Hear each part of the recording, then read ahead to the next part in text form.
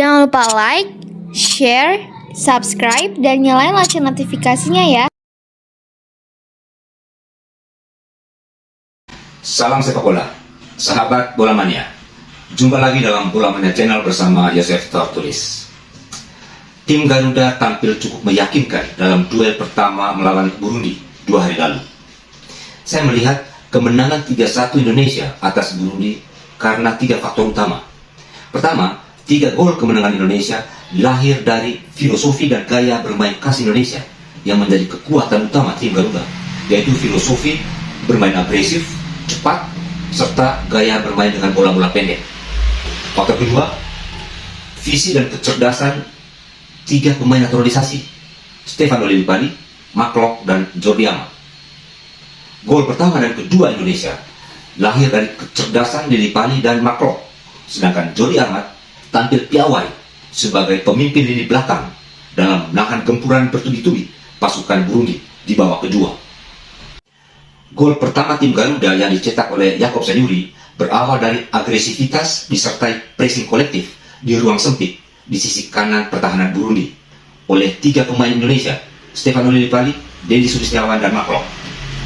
Dimulai dengan sergapan Stefano Lillipali yang dengan cepat merebut bola, kemudian disusul pressing Dendi Sulistiawan kepada pemain Burundi, dan kecepatan Mark Klok menyodor bola secara cepat dan pendek kepada Lillipali, dan diakhiri crossing Lillipali ke tiang jauh yang mengejutkan lini pertahanan dari Burundi. Bek kiri Burundi tidak menyangka kalau crossing Lillipali terarah ke tiang jauh melihat Jacob Sayuri yang melaju kencang datang dari second line. Gelandang agresif PSM itu berhasil menghujam bola dengan sundulan mematikan dari jarak dekat ke gawang Burundi. 1-0 untuk Indonesia.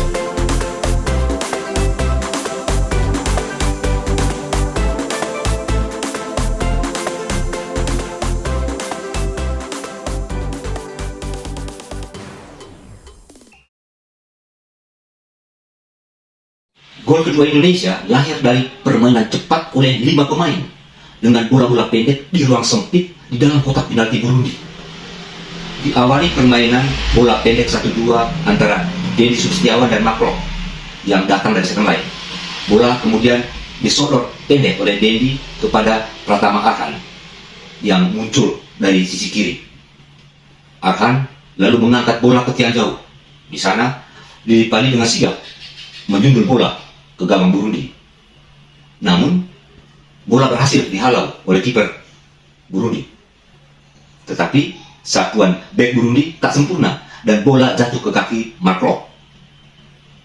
Mendapat tekanan, Mark Klok dengan cepat menyodor bola pendek ke Rahmat Irianto yang muncul dari sisi kanan. Yang kemudian Rahmat Irianto melakukan passing ke mulut gawang Burundi. Di sana Dendi Sulistiawan dengan leluasa mencebloskan si kulit bundar ke gawang Burundi. 2-0 untuk Indonesia.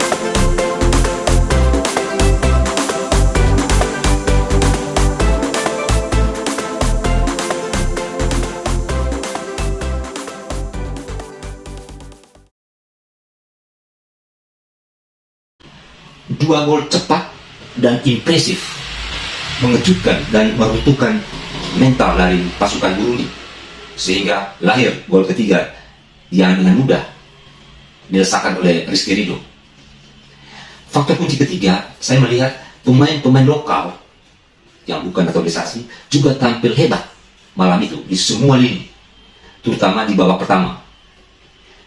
Ini membuktikan betapa vital peran kompetisi Liga 1 dalam meningkatkan dan mematangkan kualitas teknik, taktik, mental, serta fisik para pemain. Jadi, keluhan pelatih Sinteyong yang sulit menggelar training center jangka panjang terjawab tuntas oleh pasukannya malam itu, yang hanya berkumpul cuma 4 atau 5 hari sebelum melawan Burundi. Kesimpulan saya sementara, kerangka utama tim Piala Asia 2023 sesungguhnya sudah terbentuk kalau melihat performa tim Garuda melawan Burundi 2 hari lalu. Kita berharap pelatih Sinteyong berani menurunkan kekuatan berbeda dalam duel kedua melawan Burundi besok malam. Beberapa pemain andalan Sinteyong selama ini seperti Witan Sulaiman, Ricky Kambuaya, ada juga Zaki Ashraf, Fahrudin, juga pemain baru Dian Sayuri perlu dimainkan sejak awal atau dikasih menit yang panjang untuk melihat kekuatan alternatif pasukan Sinteyong.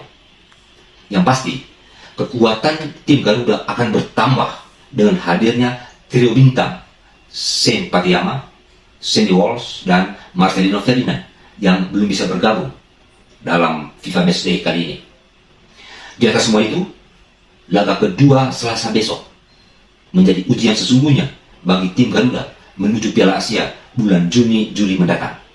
Kita berharap Burundi besok tampil menyerang dan menekan seperti yang mereka perlihatkan pada babak kedua dalam laga pertama. Hal itu penting untuk menguji organisasi permainan tim Garuda ketika nanti menghadapi tekanan dari lawan yang lebih kuat secara fisik maupun teknik taktik yang bakal dihadapi oleh tim Garuda di putaran final Piala Asia nanti. Pada saat yang sama, kita berharap tim Garuda meladeni permainan menyerang dengan pressing tengah dan serangan balik cepat dari sekitar garis tengah. Dalam hal ini, jangan menahan gempuran Burundi di lini bawah seperti yang terjadi di babak kedua pada laga pertama 2 hari lalu. Sebab target Indonesia bukan hanya menang atas Burundi agar peringkat FIFA naik, tetapi bagaimana bermain level atas Asia di ajang Piala Asia nanti dengan filosofi dan gaya khas Indonesia yang agresif, ofensif, cepat dengan bola-bola pendek. Saya melihat Burundi yang sesungguhnya ialah Burundi yang bermain di babak kedua 2 hari lalu. Bahkan saya menilai 3 gol Indonesia di babak pertama lebih karena kelengahan lini belakang Burundi menghadapi permainan agresif pendek cepat ala Indonesia. Mereka seperti terkejut dengan permainan tim Garuda yang agresif dan cepat, terutama di area sempit yang melahirkan gol pertama dan gol kedua Indonesia. Buktinya di babak kedua, Burundi mampu mengendalikan permainan dan melancarkan serangan bergelombang ke area pertahanan Indonesia. Beberapa kali mereka mengancam gawang Indonesia, dan beruntung malam itu Jordi Amat dan Rizky Ridho tampil gemilang.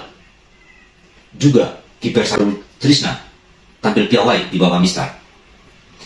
Jika Burundi besok tampil agresif dan motor, hal itu sangat konstruktif, sangat positif untuk persiapan tim Garuda menghadapi kekuatan sepak bola Asia Barat, Asia Timur, dan Asia Tengah maupun Australia yang bakal dihadapi di Piala Asia nanti. Fakta menunjukkan saat kita menang 2-1 melawan Kuwait dan kalah 0-1 dari Yordania di babak kualifikasi Piala Asia 2022 lalu, Indonesia sesungguhnya nyaris berada di bawah tekanan hebat selama 90 menit. Beruntung kita bisa lolos ke putaran final sebagai runner-up grup.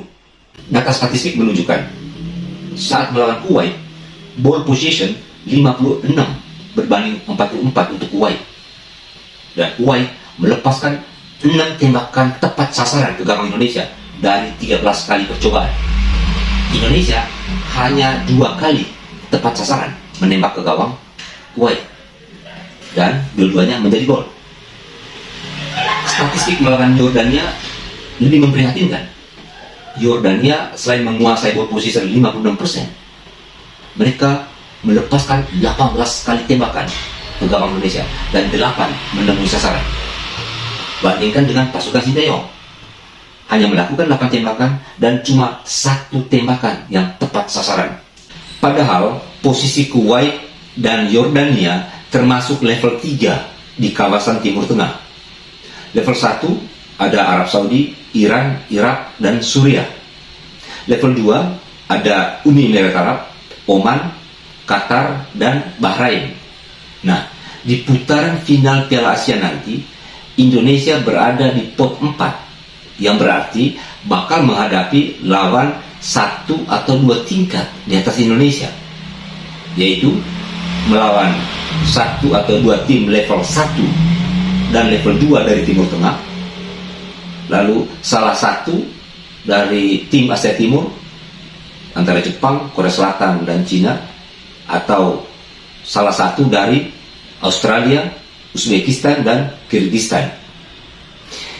Jadi Kita tentu berharap bahwa laga kedua besok Burundi tampil lebih garang sesuai aslinya seperti yang mereka tunjukkan di babak kedua dalam pertemuan pertama. Dan kita juga tentu berharap tim Garuda mampu meladeni dengan permainan asli Indonesia yang agresif, ofensif, dengan pressing di lini tengah, kemudian melakukan counter cepat ke lini pertahanan Burundi.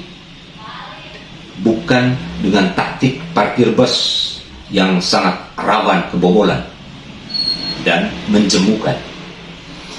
Sahabat Bola Mania, sampai di sini dulu. Sampai jumpa di episode selanjutnya.